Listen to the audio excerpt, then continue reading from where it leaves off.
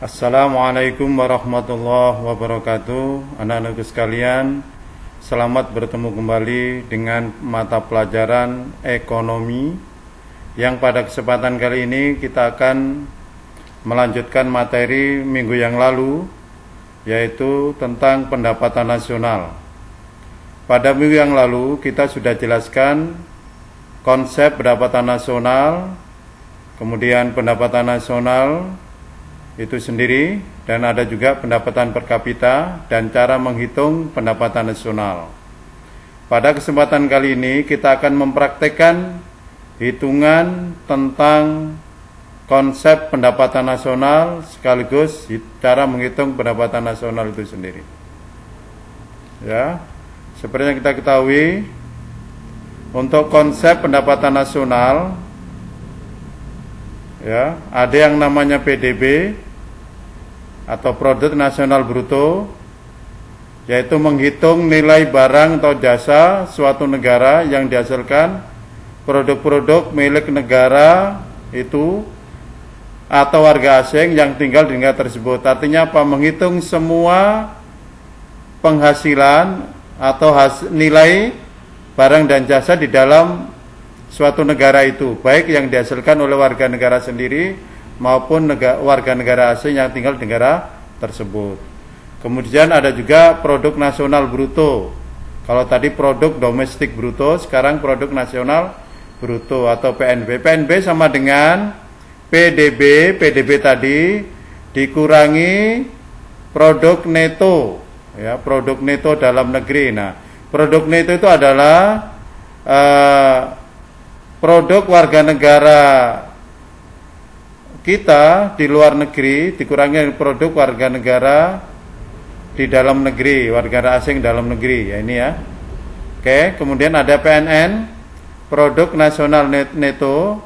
PNN itu PNB dikurang depresiasi atau penyusutan. Oke.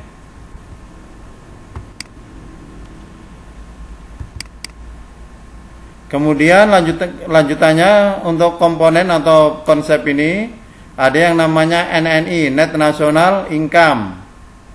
Untuk Net National Income ini, ya, NNI itu PNN tadi, produk nasional neto tadi dikurangi dengan pajak langsung plus subsidi. Nah, ini. Kemudian ada namanya personal income atau pendapatan perseorangan atau singkat dengan PI. PI itu sama dengan NNI yang kita hasilkan tadi, Net National Income, ditambah dengan transfer payment, ya, dikurangi dengan laba ditahan, tambah iuran asuransi, ya, tambah dengan pajak perseroan dan iuran jaminan sosial. Artinya apa? PI ini adalah penjumlahan NNI plus transfer payment dikurangi dengan penjumlahan laba ditahan, iuran asuransi, pajak perseroan dan iuran jaminan sosial. Kemudian terakhir ada namanya disposable income atau penghasilan bebas, ya, atau penghasilan yang siap untuk dibelanjakan atau singkat dengan DI. DI itu sama dengan PI, personal income tadi, dikurangi pajak langsung. Baiklah anakku sekalian, untuk lebih cepatnya kita langsung saja praktek menghitung pendapatan nasional, ya. Oke.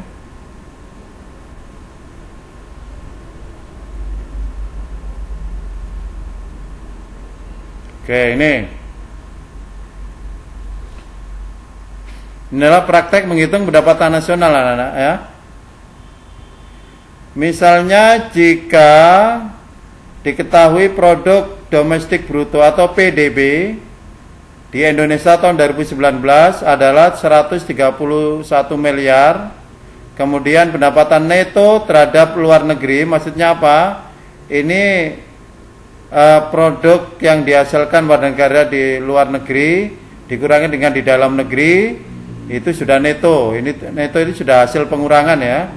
Itu ada 4 miliar, kemudian pajak tidak langsung 8 miliar, penyusutan 6 miliar, iuran asuransi 2 miliar, laba ditahan 5 miliar, transfer payment 6 miliar, dan pajak langsung 12 miliar. Hitunglah GNP atau Gross National Product, kemudian B, Net National Product, C, Net Income, D, Personal Income, dan E, Disposable Income. Oke, sekarang kita kerjakan. Nah ini, untuk menghitung GNP, tadi kan GDP, Gross Domestic Product, ini rumusnya dikurang produk neto terhadap luar negeri. Tadi GDP-nya 131 miliar. Ini anak-anak. Ya, ini produk domestik bruto atau gross domestic product. Jadi ini sama dengan GDP ya. PNB dengan GDP itu sama. Cuma ini kan di Indonesia kan, kalau GDP kan bahasa asing. Gross domestic, yang penting kita pegang domestiknya. Gross domestic product atau produk domestik bruto itu 131. Dikurang produk netonya 4 ya. 131 kurang 4. Ayo kita lihat jawabannya. Oke, 131 kurang 4, hasilnya 1227 miliar. Itu tuh yang A. Ya, cukup mudah anak-anak ya. Oke, sekarang yang B. GNP. GNP itu tadi diketahui, ini GNP, ini hasil GNP ini 127 dikurangi dengan penyusutan. Penyusutan dalam soal tadi adalah 6 miliar. Jadi 127 dikurang 6 miliar, hasilnya 1221 ya. Kemudian kita kerjakan net income. Net income anak-anak itu adalah NNP, ini tadi NNP hasilnya 121 dikurangi pajak tidak langsung. Di dalam soal tadi pajak tidak langsung berapa? 8 kan? Jadi 121 dikurang 8 jadi 113. Kemudian ada PI, personal income. Itu NII atau NNI, net national income, atau net income boleh juga ya, ditambah transfer kemudian dikurangi penjumlahan iuran asuransi jam dan seterusnya tadi. Ini 113 NNI-nya atau NI-nya ditambah transfer payment-nya 6. Ini 113 tambah 6 berarti 119. Dikurangi 2 miliar, jaminan sosial kosong, labanya 5, pajak perseroan kosong. Jadi 2 dengan 5 7. 119 kurang 7 112. Jadi PI 112. Ya. DI PI dikurang pajak langsung. Ini PI-nya 112 kurang pajak langsung 12, jadi PI-nya adalah DI-nya adalah disposable income 100. Oke anak-anak ya. Cukup mudah, kita lanjutkan. Menghitung pendapatan nasional. Itu ada 3 pendekatan anak-anak. Ya. Untuk menghitung pendapatan nasional itu ada 3 pendekatan. Yang pertama pendekatan produksi, yang kedua pendekatan pendapatan, dan yang ketiga adalah pendekatan pengeluaran. Tapi yang sering kita hitung adalah 2 pendekatan ini, pendekatan pendapatan dan pendekatan pengeluaran. Makanya kita praktekkan 2 pendekatan ini saja dulu. Nanti yang produksi itu kita bahas pada lain kesempatan, insyaallah. Oke, sekarang cara menghitung pendapatan nasional yang pertama dengan metode atau pendekatan pengeluaran. Tadi rumusnya gimana? PN atau pendapatan nasional sama dengan konsumsi C plus I plus G S kurang M. Pengeluaran konsumsi, pengeluaran ditambah dengan pengeluaran investasi atau investasi perusahaan, tambah dengan pengeluaran pemerintah, ditambah ekspor kurang impor. Oke, kita lihat.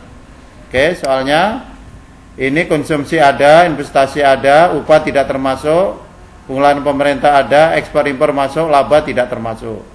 Jadi ingat, jadi tidak semua soal ini ada dikerjakan ya, sehingga hasilnya seperti ini. C tambah I plus G X kurang M. Nah ini hasilnya ya, sesuai dengan soal yang ada tadi. Oke, anak-anak paham ya. Sekarang berikutnya Berikutnya soal menghitung pendapatan nasional dengan pendekatan pendapatan. Di sini ada bunga, ada laba. Karena rumusnya itu ini anak-anak. Kalau metode pendekatan pendapatan itu adalah R per W plus I plus P. R itu adalah rent. Jadi national income atau pendapatan nasional itu sama dengan R, rent itu sewa, ditambah dengan wage ya, wage itu upah, tambah interest, bunga, dan profit, laba, ya, jadi 4 macam.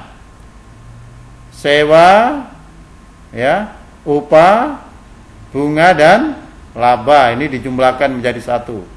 Kita lihat kasus soalnya. Bunga ada, ya, laba ada, sewa ada, upah ada. Jadi lengkap 4 matnya ada. Jadi tidak semuanya ini ditulis, harus dilihati semua, ya. Jadi semua, tidak semuanya itu masuk dalam hitungan. Belanja pemerintah ini masuk di pendekatan pengeluaran tadi. Pertanian ini masuk di pendekatan itu produksi, ya. Oke, jadi tidak semuanya masuk. Oke, jawabannya seperti ini.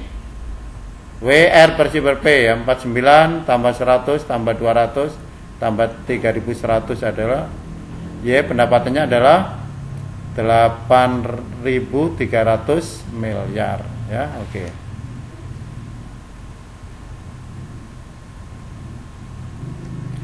Kita lanjutkan.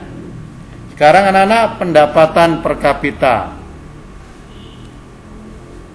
Pendapatan per kapita adalah pendapatan rata-rata penduduk suatu negara. Atau di sini adalah jumlah pendapatan nasional dikurangi dengan dibagi dengan jumlah penduduk. Sehingga dikatakan pendapatan per kapita adalah rata-rata, ya, atau tingkat rata-rata pendapatan penduduk suatu negara pada periode tertentu. Ya. Jadi rata-rata pendapatan penduduk suatu negara, begitu saja. Itu namanya pendapatan per kapita. Jadi pendapatan per kapita itu sama dengan jumlah GNP dibagi jumlah P, ya, atau Gross National Product dibagi jumlah penduduk. Untuk tingkat pendapatan nasional anak-anak dikatakan pendapatan kurang jika suatu negara itu rata-rata penduduknya mempunyai pendapatan 955 US dollar. Itu dikatakan pendapatan kurang. Kalikan dengan nilai 15.000 katakanlah sekarang, itu dikatakan kurang. Di bawah itu. Tapi kalau di atas 956 sampai 3.895 US dollar itu sudah dikatakan pendapatan sedang.